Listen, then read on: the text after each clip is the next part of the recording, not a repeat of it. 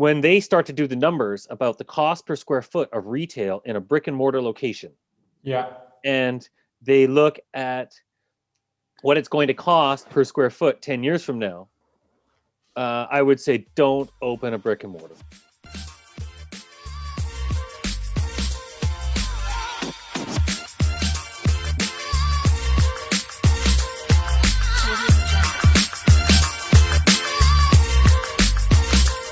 Today, I have the pleasure of speaking with Brendan Ladner, who owns the very exciting and successful restaurant in Vancouver, Smak, a healthy fast food restaurant that has 3 locations across the city of Vancouver. Brendan is, in the very best sense of the word, a maverick, and he has created a concept and a restaurant that is taking the Vancouver food scene by storm.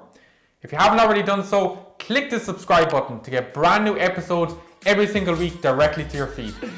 Right, Brendan, it is an absolute pleasure to have you on the podcast. Thanks for joining me. Well, thanks for having us. Tell me, Brendan, how is life over there in Vancouver? How's the COVID situation over there? The COVID situation is not good.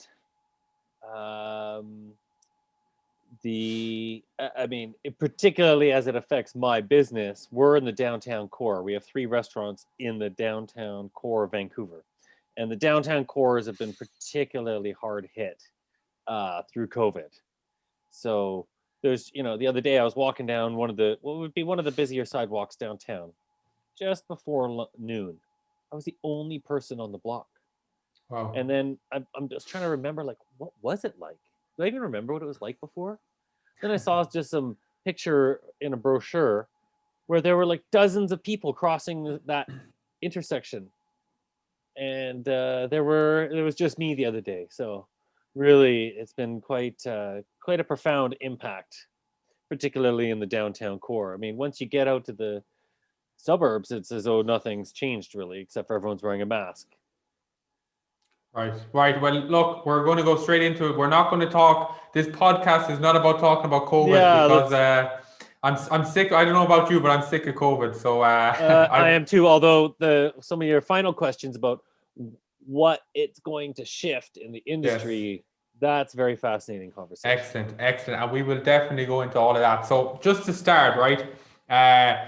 All my viewers and listeners, well, viewers, not listeners, but you have a lovely Smak behind you there. Very interesting concepts. Healthy fast food.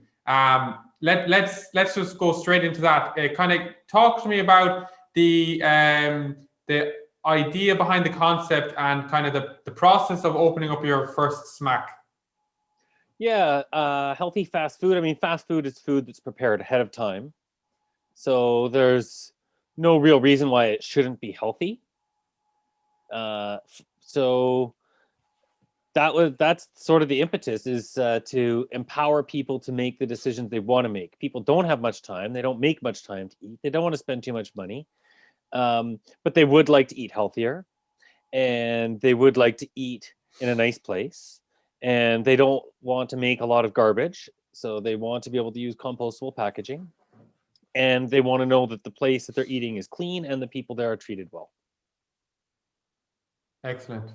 Very good. And I suppose without going, because we have so much questions to ask you and so little time, but without going too far into your background, in terms of the concept, right, the healthy fast food, and I know that you're from all of the kind of research I've been doing, you're very passionate about sustainability and healthy fast food, but because this is a business restaurant, the Business of Restaurants podcast, I'd like to ask you kind of, was there an element of, I suppose, opening that concept, like from a commercial point of view? Did you look at that concept and say, okay, this is where this is the direction it's heading, and was that an element of getting into that business? Absolutely, it was. I don't know that a business of ours could have even made sense 20 years earlier.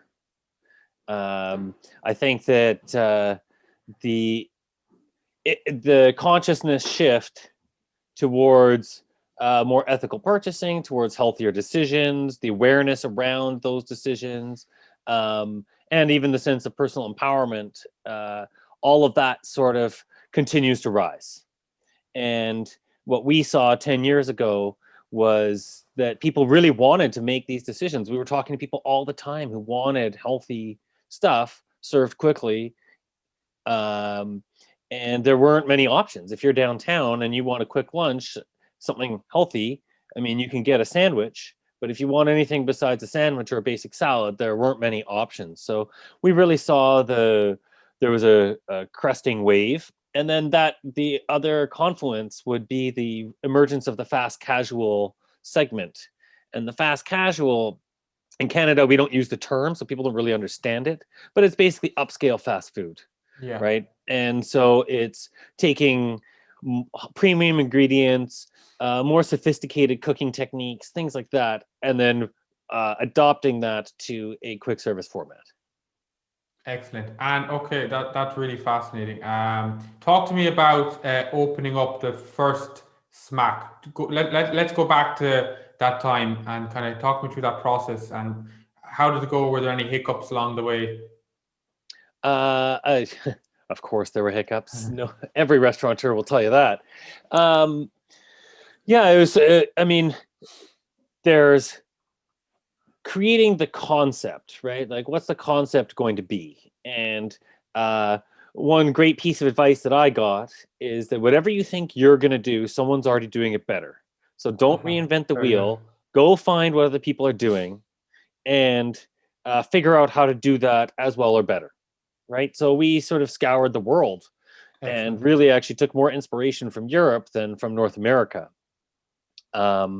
Because we were looking for more of an urbane experience, something that fits into the modern urban fabric and urban community of cities, rather than being a drive-through or a strip mall restaurant. Because I mean, for your viewers and listeners in Europe, Europe is a much more urbane environment, and most of North America looks exactly the same. It's a suburban anywhere scape, Yeah. and we didn't want to just be anywhere. We wanted to be somewhere. So Vancouver is my home. I grew up in Vancouver. I have a real passion and connection with the community. So we wanted to do it in Vancouver, but we wanted to do something that's more modern. So we took some good ideas from all over the world, kind of put them together in what makes sense with what we love and what we think will work here in Vancouver. And we put that together and created Smak. Now, were there challenges? Of course, because it's like, geez, how do you lay out the kitchen? It's our first kitchen, right? And we probably, well, I would say we underbuilt our kitchen, Okay. and some of the clearances and things that we have, and especially our first location, it's a tight space. Now that we have 3 locations, we look back on it and we think, wow, that's actually really efficient. And so Yes. Okay. I can talk more as you get there about the transition of opening the first versus the second versus the third and the learnings. 100%. Brendan, I'm loving this, so please just carry on. Let's chat a little bit about that. Yeah, so the first location, right? We thought, okay, because Smak has sort of a mix. We have the grab and go fridges, Yeah. right, similar to you would in a Pret, Yes, exactly. with smoothies and salads and drinks and all that kind of stuff. And then we also have hot food that's served from the back. So rice bowls or bread and butter. That's what we do at lunchtime, and we do breakfast to order as well. So we built the first location, and we were so fortunate. Incredible support from the local community. They loved what we were doing. They came in, and after a few years, we were ready to open the second location. So again, traveled the world, looked at how the work at the, how is a better flow for the guest experience. We read books like Why We Buy, where it explains that as you move into a space, you need a landing pad, right? So you need maybe 10 steps. People want to walk in 10 steps, then they stop. Then Yes, they look okay. around to try and figure out what's going on. And so we learned, oh, geez, we can't have our tills right at the door. We need to put them further back, right? So we rebuilt our second location thinking like, geez, we're going to make the perfect restaurant here. And we spent hours deliberating over it, and we did build something that's phenomenal. But what we learned was that our first restaurant was so much more efficient in terms of the workflow for our staff. And so we were finding people were taking lots of steps to get from the salad fridge over to the freezer, over to the dish area, back over to the breakfast station. And so people were taking hundreds of steps a day just to get around the kitchen, just to do their job. And then we look at our first location on Pender, and people are barely able to walk anywhere. Everything's within reach. They're taking a couple steps here, a couple steps there. So when we got to the third location, we really deliberated. And by then we were confident as well that the menu offerings we have are things we're going to continue with. Because in the first one, you kind of think, oh, we don't actually know what's going to fly. And in the second one, it's like, okay, well, things are working. All right. So by the time we got to the third location, it's like, all right, well, we know we have these different zones in the kitchen. So we need to make sure that each one of those is as efficient as possible, because those three stations, those three staff members in the kitchen, we want them to not be interrupting each other, to have all the tools that they need really close at hand. And so we kind of mix the first and the second, and our third location is much smaller than our second location, yet is more efficient, not cheaper, but more efficient. Yeah, excellent. Wow, that's really fascinating. And on that point, what you're talking a lot there now about kind of like it strikes me that you're kind of really focused on like operationally, right, and the kind of strategic layout of your places. But obviously, there's a lot more, I suppose, facets of a restaurant, right, than purely the operation. So, would you say, Brendan, like would you say that's your strong point, the operations, and then all the other aspects? How come you have the full package? Like, is it like, do you outsource stuff, or talk to me a little bit about that? We hardly outsource anything. We've kind of looked at it. At most outsourcing we've got to this point is having some of the vegetables prepped before they arrive and the chicken diced before it arrives. Yeah. Okay. So instead of shredding our own cabbage, it arrives shredded. Or Yes. one of the big wins was when we stopped dicing our own onions. One day I came into the restaurant, and one of our staff members had ski goggles on and was crying while they were peeling and dicing onions. And we're going through 30 to 50 pounds of onions a day. That's an incredible quantity. And so I thought, you know what, geez, guys, even though it costs more, we got to do this stuff, because there's operations, there's concept, but no matter what business you're in, you're always in the people business. And so for us, it's about understanding the quality of work for staff in terms of what's going to make their day more pleasant and more enjoyable, and what are the pain points for them, and trying to alleviate those. I would say that generally we are perhaps a little bit too operations focused, and we've spent way more time in operations and guest experience rather than like marketing and Instagram presence and that side of things. And if we go back to our earlier conversation about the changing shift, the consciousness shift, as millennials are on the rise, and as technology adoption is really on the rise, I have a personal philosophical belief that social media is a major detriment to society. And so for that reason, we didn't really participate. But the truth is that now you have to have these other components, and especially in the new COVID era, it's all been amplified. Wow, interesting. And let's just go back for a minute before we get more into that. About you said between opening number one right through to number three, there was lots of learnings there, right? And there was lots of you tweaked, you learned a lot from that process. I suppose now that you're a couple of years down the line and you have that experience, what sort of, I'd love to get your insight into kind of like, what's the criteria that you look out for when let's say when you're opening up a new location? Like, do you look at demographic, size, the location? Like, can you talk to me a little bit about that? Your location selection is very interesting, and we Okay. take it extremely seriously. And before we even opened the first location, some of the wisest advice we got was around site selection. So um, you count people, right? You go Okay. stand on the street, count people, and you can take a 15-minute period, extrapolate that times 3 or 4. Now you have your Yeah. hourly count. So as Yes. long as you're there for 15 minutes an hour, you can kind of get a sense of how many people there in different hours of the day. Then you understand what your capture rate is. Okay, so if there are 3,000 people walking by and I need per day, I need 300 people at X number of dollars per average guest check in order to hit my rent target of 10% of my sales.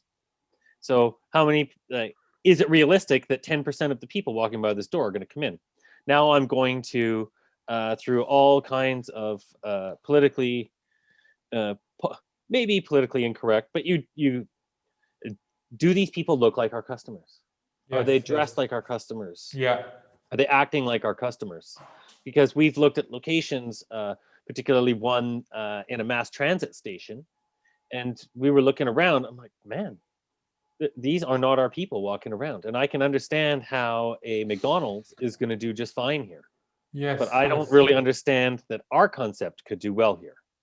So Excellent. we look at that, and we're serving office workers lunch, right? Okay. That's what we Yeah. that's who we learned after the first That's week. your customer. Is That's our that customer. your? Okay. Excellent. Yeah. And so we're looking at men and women. We thought we'd have a lot more women than men, but it's a pretty 50-50. Yeah.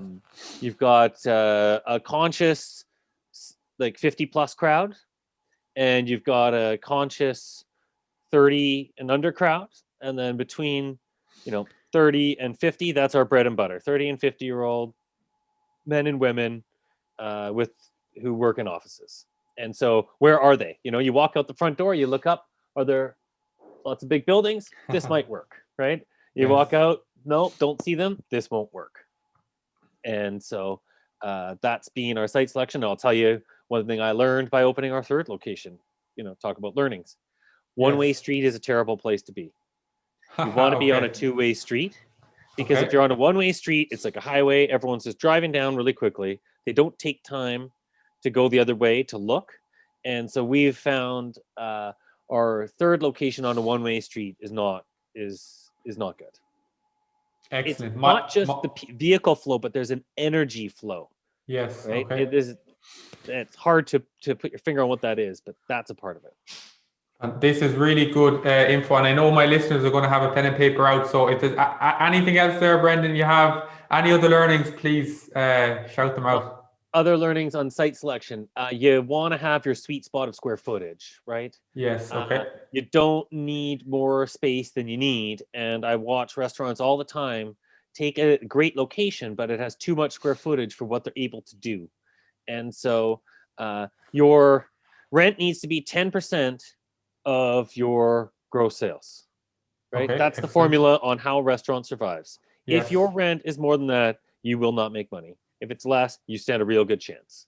So we understand that. That's the silver bullet. If I could give any advice, understand that and crunch your numbers, do your counts, figure out, can I actually get 300 people off the street into my restaurant per day, or 500, or whatever you need. Love it. That's class. So bring me back, right, just for a second. You have three restaurants now. You said, like right from the beginning, was that always an ambition? But was scalability always in your mind that we're going to have more than one of these? Always. We tried to from the earliest stages understand that the branding needed to be on point right out of the gate, right? So we knew that in order to scale, we're going to need that. Then we're also going to need great products that people love. We're going to need to do that in a place that is clean and served by friendly people. You can't serve clean food in a dirty place. No one understands it, right? Excellent. Okay. And then systems. Through the opening of the restaurant, I met Amanda, who's now my wife and business partner. She is a restaurant consultant, and her specialty is systems. So it's all about getting those systems dialed so that they aren't people dependent. And once you get all of that stuff happening, and it's proven and it works, then you've got something that can scale. Yes. Great. This is all really good. From the outset, Brendan, it looks like life is flying it for you. But I'm long enough around, and I'm long enough in the restaurant business to know that it's not all roses, right? There are low points, and I always find it very interesting to get kind of some of those low points. I think are fascinating lessons, right, for people to look at. So, is there any kind of standout low point that you've had, throughout your time in business that kind of, I suppose, could have went either way, right? Yeah, I mean the low points have certainly been around building the new locations. Okay. They take longer than promised. They're way more expensive than promised, and even though you pay people to problem solve, they don't. So the responsibility, no matter how much money you spend on whomever, still falls on the owner's shoulders. So, Yes. um, and then you realize how much red tape there is to just try to open a small little restaurant, 1,000 square feet in downtown. You need to be an HVAC expert. So, you have to have heat exchangers. You can't just pump hot air out and cool the air Yes. that's Yeah. coming in, or whatever you need in the summer, right, or in the winter. Uh, you need to be a refrigeration specialist.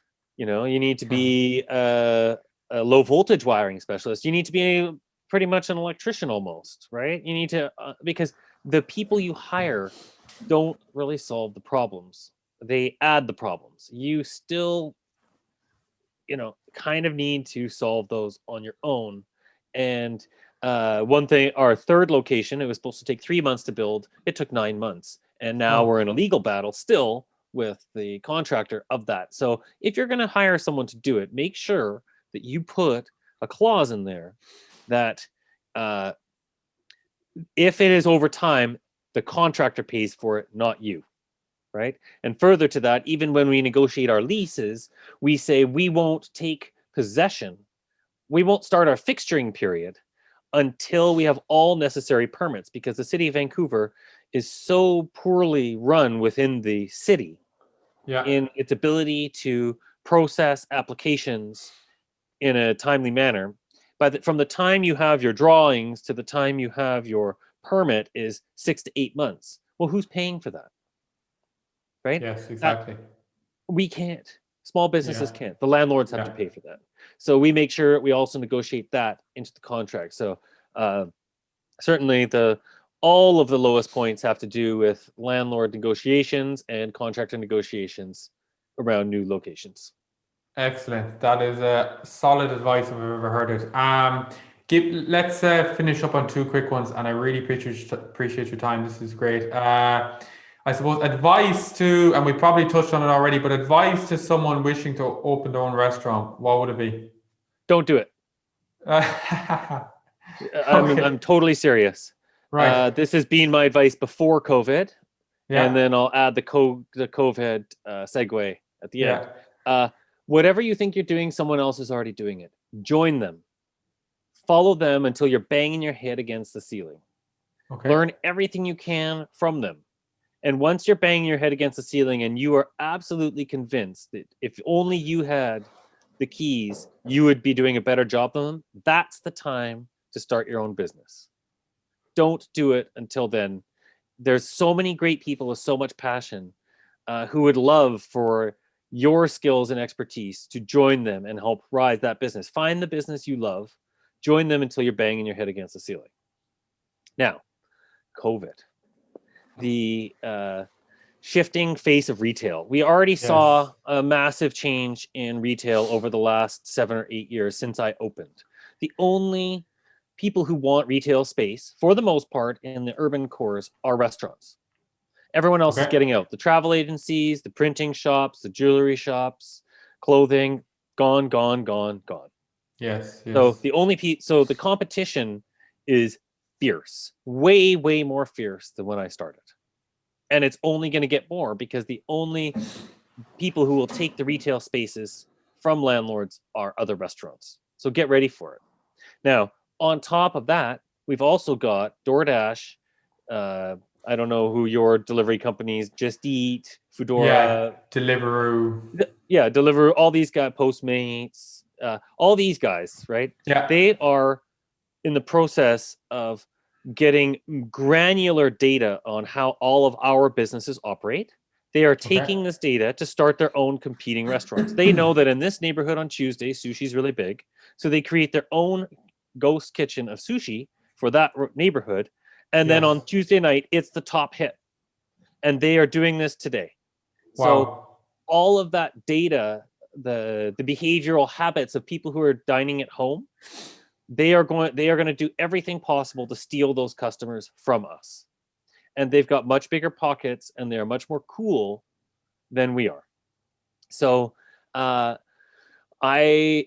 on top of that, the final piece, because I'm a bit of a futurist, Yes. when we look at the future of technology and transportation, we are going to see the cost of transportation evaporate. It's going to be 10 cents a mile to travel.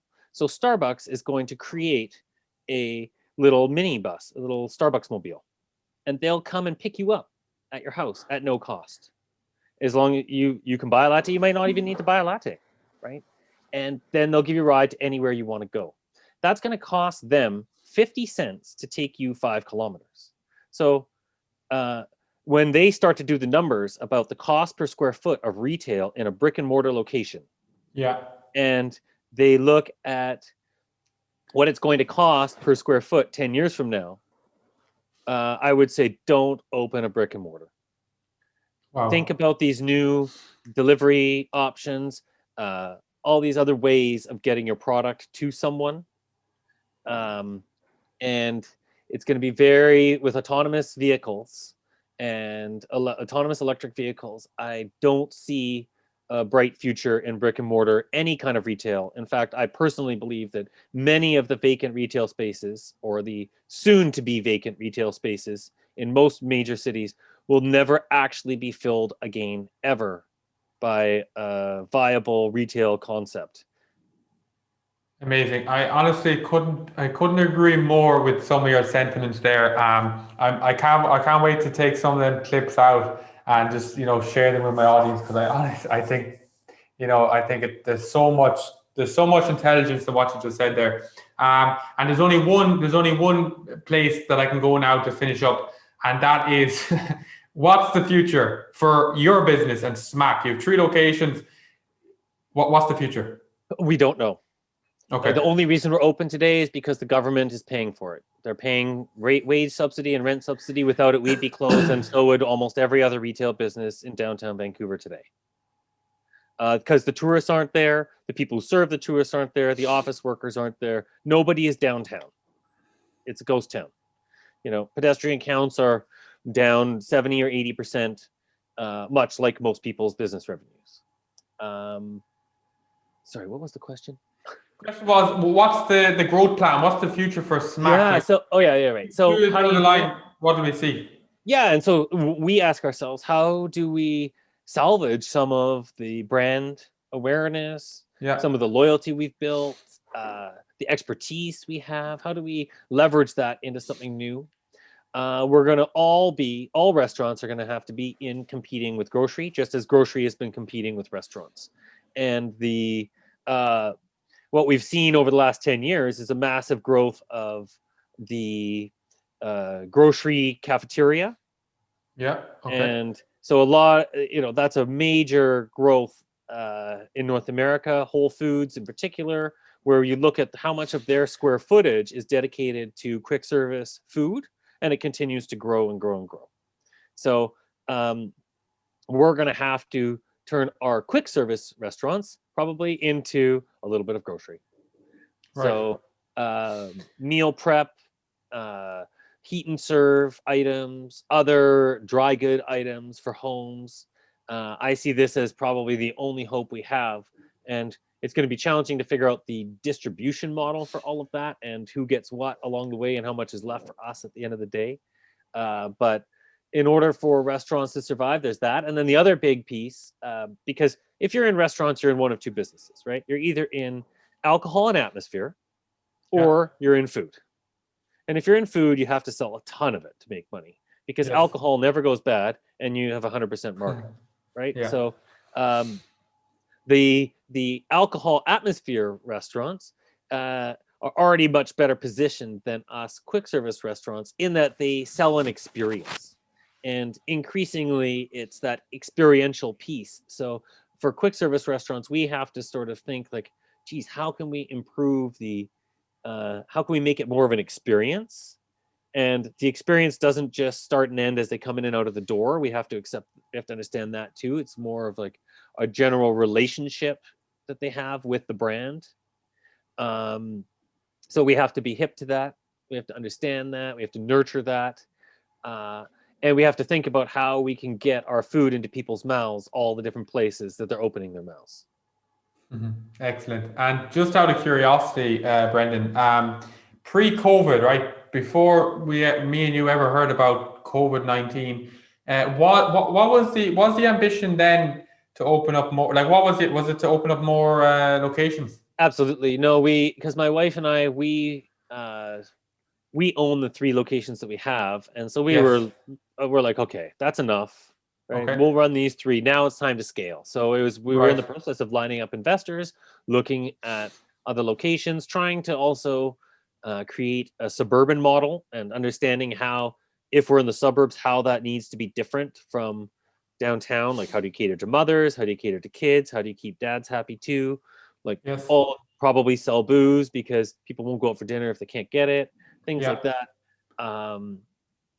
So yeah, we were looking at all of that stuff, and now I'm just wondering if I'll ever be out of debt in the rest of my life. Wow.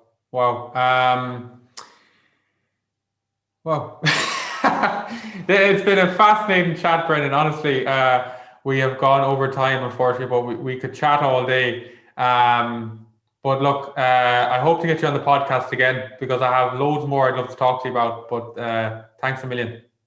Hey, thanks for having me. Anytime people ask for my opinion in a solicited way, I think this is wonderful, because I'm prone to unsolicited opinions.